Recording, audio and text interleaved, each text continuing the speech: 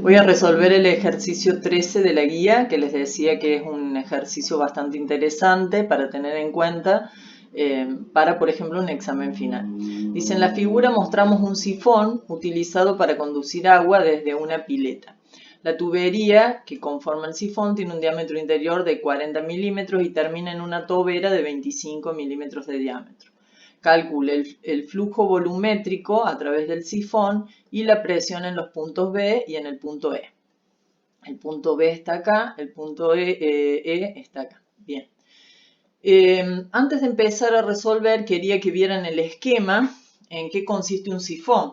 Tenemos un recipiente que está cerrado y que tiene una tubería por la cual se está descargando el agua.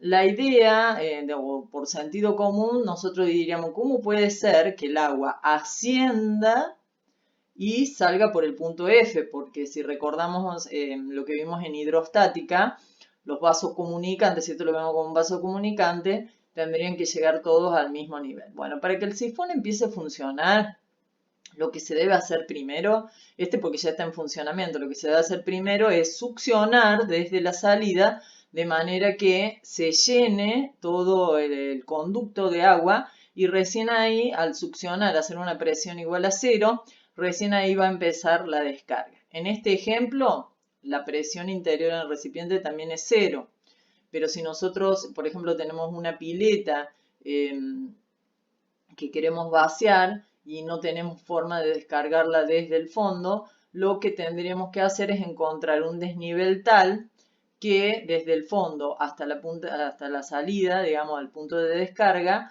haya una diferencia de altura. Esto me va a permitir lograr el vaciado. Si no es así, si no hay una diferencia de altura, no voy a poder utilizar un sifón para descargar. Bien.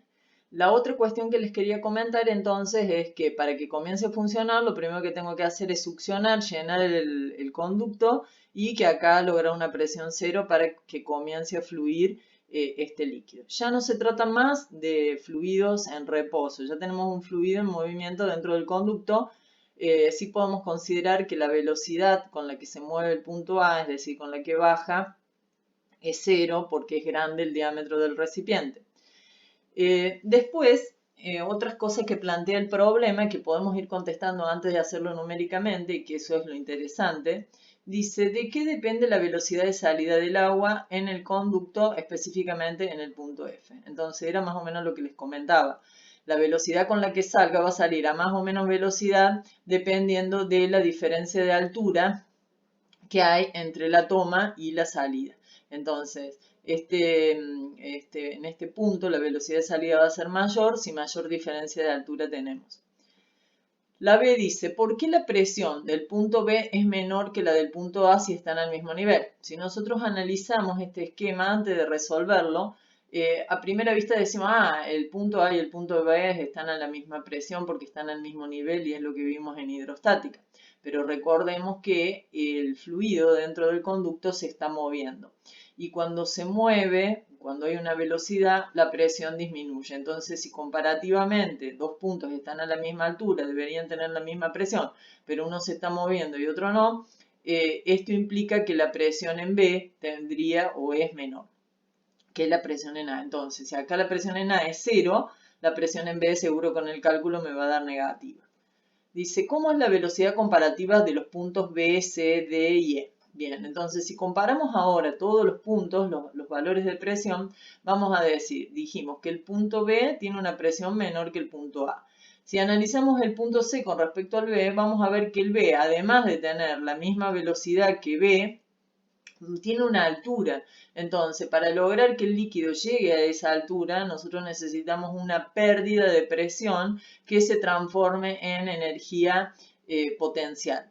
Acá, la pérdida de presión era debido a que una parte se convierte en energía cinética. Acá la energía cinética no cambia, pero sí cambia la energía potencial. Entonces, parte de la presión va a tener que convertirse en presión de altura, digamos, energía potencial.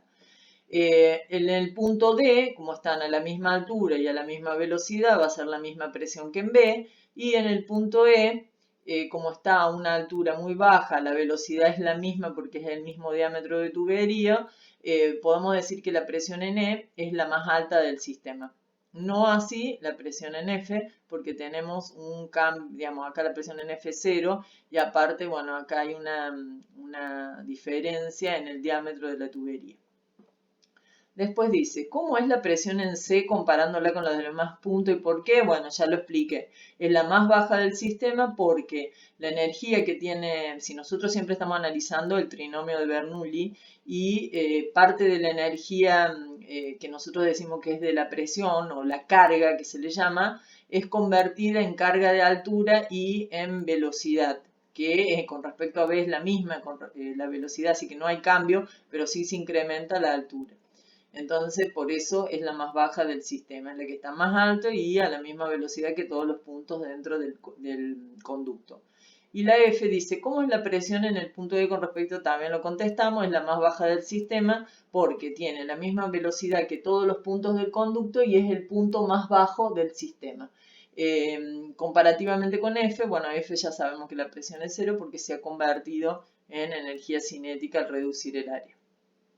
Bueno, ahora voy a proceder al cálculo.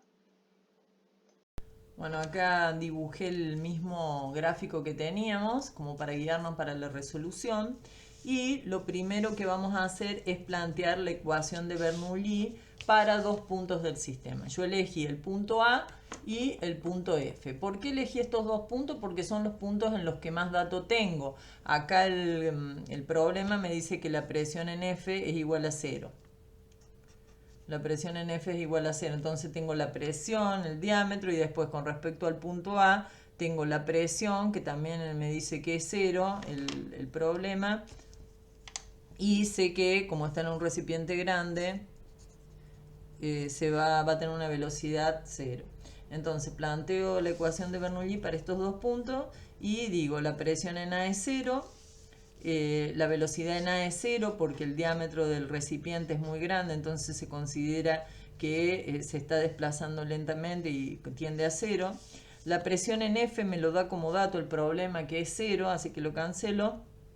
Y con respecto a la altura, yo tengo que definir el sistema de referencia. Entonces voy a decir que el nivel más bajo corresponde a 0 de altura y entonces de ahí en adelante con respecto a corresponde o el punto A estaría a una altura de 3 metros con respecto a este 0 que yo fijo. Podría haberlo fijado de otra forma. Bien, entonces la altura en F la consideré 0, por eso, porque fijé mi sistema de referencia.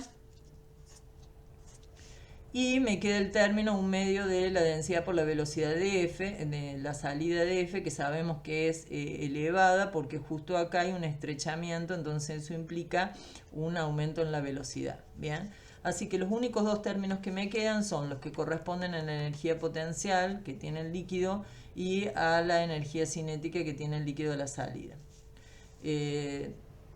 Así me queda, simplifico las densidades porque están en los dos miembros y despejo así velocidad en el punto F obteniendo un valor de 7,74 metros por cada segundo.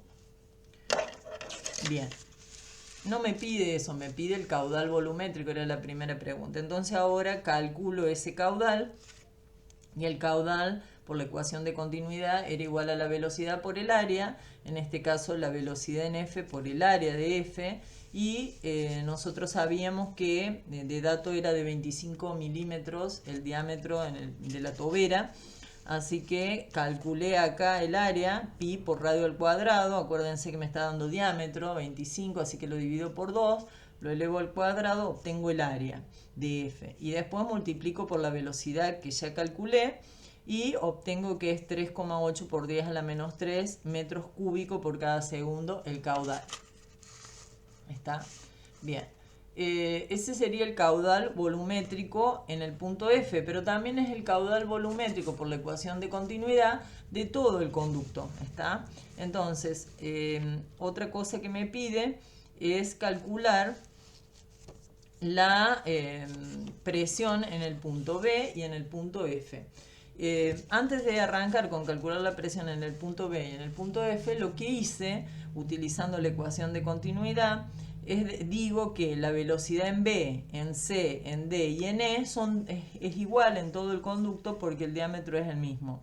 Y con el caudal que ya calculé del punto anterior, calculo la velocidad en todos esos puntos, que es la misma, y me da 3,02 metros por cada segundo. ¿Para qué lo hago? Para poder aplicar Bernoulli entre los puntos B y A, por ejemplo, que es lo que hago acá. Aplico Bernoulli para los puntos B y A para poder calcular la presión en B, que es una de las incógnitas del problema. Entonces planteé Bernoulli, ya sabíamos que la presión en A era 0, la velocidad en A es 0 porque el diámetro es grande, la altura en A no es 0, pero ya vamos a ver por qué la simplifiqué. La presión en B es la que quiero calcular, la velocidad en B no es 0 porque está dentro del conducto, y la altura en B tiene también un valor. Pero ¿qué pasaba? Recordemos el gráfico. La altura en B y la altura en A es la misma, están a la misma altura. Entonces, por eso yo simplifico o cancelo las alturas A y B. No porque sean 0, sino porque son las dos iguales, tienen el mismo valor. Entonces, la ecuación simplificada me queda que 0 me tiene que dar igual a la presión en B más un medio de la densidad por la velocidad en B. Despejo presión en B, que es lo que estoy buscando, y me da un valor negativo, que es de menos 4,5 kilopascal. Que me dé negativo está bien, estaría perfecto, porque ya dijimos que la presión en A era 0 y la presión en B, por estar dentro del conducto, me tenía que dar un valor inferior a la presión en A. Ahora aplico Bernoulli para calcular la presión en E y lo hago entre los puntos E y el punto A. Me conviene porque yo, acuérdense que puedo hacer 0, la presión en A que valía 0 y la velocidad considerarla 0, así que se me cancelan dos términos. Y con respecto al análisis en el punto E, yo había fijado que la altura de E correspondía a 0. Entonces la fórmula me queda simplificada y resuelvo y obtengo 25 kilopascal, que habíamos dicho teóricamente debía ser la presión más elevada.